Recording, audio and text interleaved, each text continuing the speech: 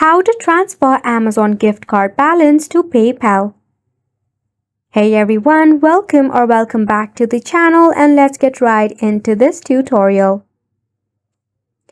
If you're wondering to transfer Amazon gift card balance to PayPal, unfortunately, you cannot directly transfer the balance to PayPal.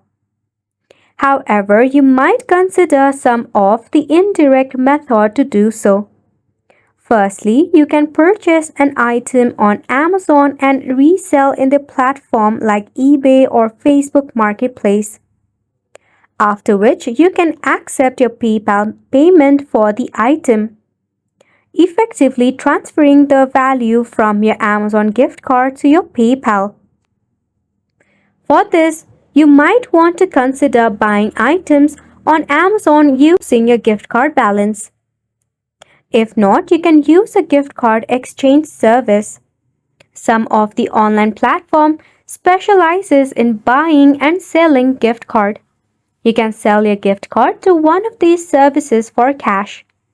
Use the cash to purchase item on a platform that accepts PayPal payment. So just like that, you have made it to the end of the video as well. Thank you so much for tuning in.